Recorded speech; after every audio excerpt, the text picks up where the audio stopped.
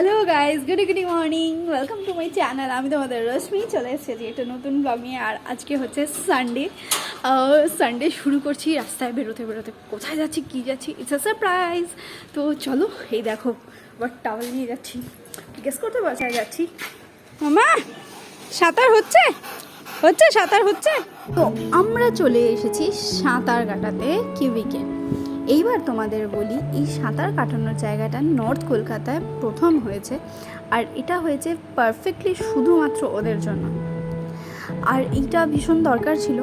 যাই হোক, তো ফার্স্ট টাইম ওকে নিয়ে গেলাম। একটু তো নার্ভাস ছিল বাট ভীষণ এনজয়ও করেছে সঙ্গে। আর বেশ কিছুক্ষণ বাদে জল থেকে ওঠার জন্য লাফালাফি করেছিল। যাই হোক, তো ওখানে গিয়ে অনেকগুলো ফ্রেন্ড বানিয়েছে।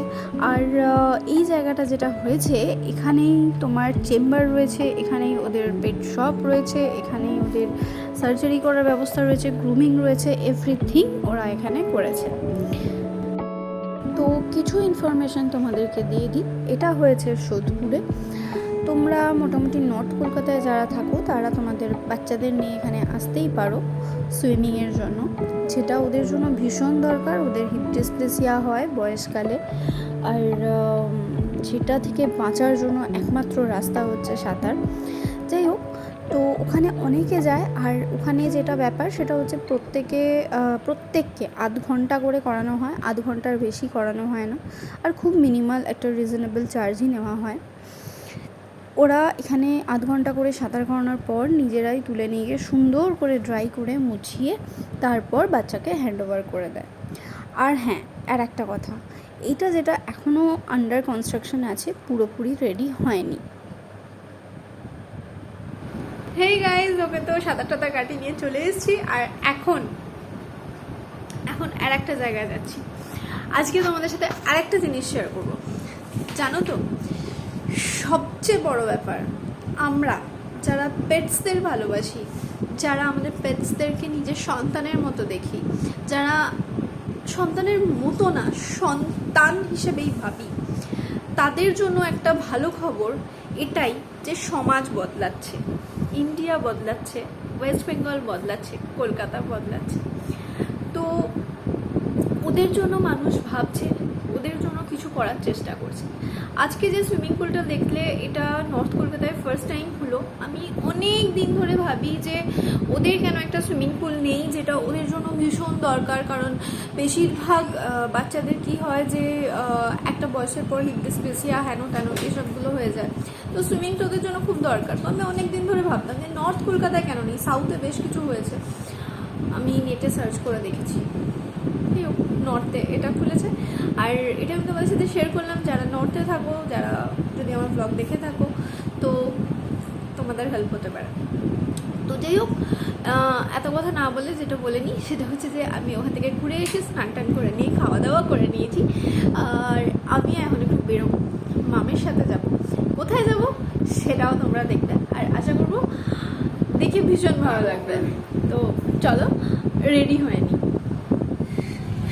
নেমে গেছি ট্রেন থেকে। মানে আমি খুব কনফিউশনে ছিলাম যে অটো করে ডানলপে আসবো নাকি ট্রেনে করে এখানে আসবো। তো ইমান বললো যে খুব মানে অল্প সময়ের মধ্যে একটা ট্রেন আছে, ট্রাই নিতে পারো।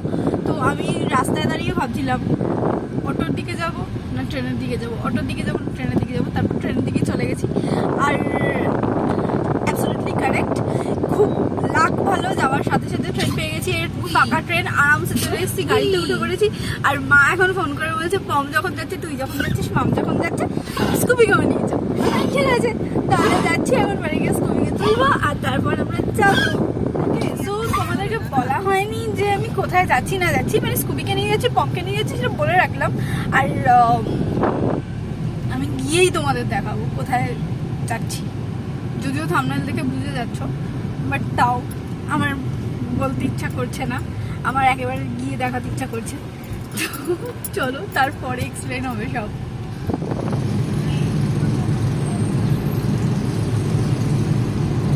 ওকে, সো আমরা চলে এসেছি হায়াত রেজেন্সি। হায়াত রেজেন্সিতে কি হচ্ছে আজকে না, আজকে হচ্ছে একটা মামিটাকে কি জানো প্রোগ্রামটার নাম, পেটিং আউট বলে একটা প্রোগ্রাম হচ্ছে, যেখানে ওকে, যেটা Swiggy and heads of tails দুজন মিলে মার্চ করে করছে এই প্রোগ্রামটা।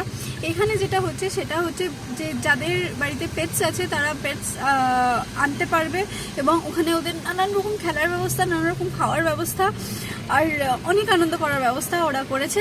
তো যেটা সিস্টেম, পার মানুষ 2টো করে ডগস সঙ্গে নিয়ে যেতে পারবে। তো আমি আর মাম যাচ্ছি, আর আমাদের সাথে 2জন গেছে। আর ওখানে গিয়ে ভেতরে কি আছে না আছে সব কিছু তোমাদের সাথে শেয়ার করবো হয়তো, কারণ স্কুবি ভীষণ দুষ্টু, আমি যতটা পারবো কভার করবো। তো চলো, এটা বলার জন্য ভীষণ এক্সাইটেড ছিলাম আমি। বাদাম ডাকলো স্কুবি, কিন্তু বাদামের লোকটাকে হট বলে চলে গেল। বাদাম দেখে বলে দেয় বাদাম। স্কুবির ভীষণ আনন্দ, স্কুবির ভীষণ আনন্দ হচ্ছে, ভীষণ আনন্দ হচ্ছে। তো এখন আমরা যাচ্ছি, দেখি ভেতরে কি কি আছে আর কতক্ষণ প্রোগ্রাম জানি না। সকাল 12টা থেকে শুরু হয়েছে প্রোগ্রামটা, কটা অবধি হোল ডে বলেছে। যাই হোক, তো হয়তো ভেতরে গিয়ে 1 ঘন্টা 1 ঘন্টা যাই থাকবো, কিন্তু কি কি আছে আর কি কি ব্যাপার হচ্ছে আর ওদের জন্য কি কি বন্দোবস্ত আছে সেটাই হচ্ছে মেন প্রশ্ন। তো চলো।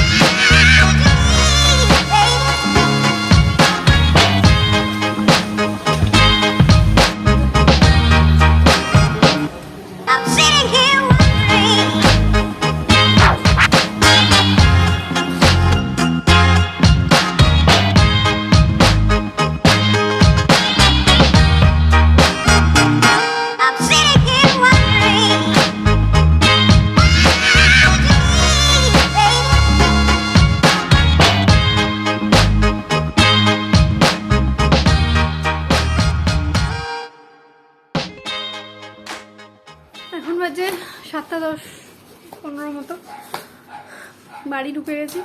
ওখানে কিছু খাওয়া দাওয়া করতে পারিনি, যদিও ওখানে অনেক খাওয়ার ব্যবস্থা ছিল। আমাদের ছেলেমেয়ের দয়ায় আমাদের ছেলেমেয়ে এত এনজয় করেছে যে আমরা খাওয়া দাওয়া করতে পারিনি ওদেরকে ধরে আর কি। যাই হোক, তো বাড়ি আস্তে আস্তে মাম বললো দিদি অসম্ভব খিদে পেয়েছে, তো ওই জন্য ও ডমিনোজ অর্ডার করে দিয়েছিল। আমি জাস্ট অল্প একটু খাবো, খেয়ে আবার বেরিয়ে যাবো। তো এই হচ্ছে ডমিনোজ।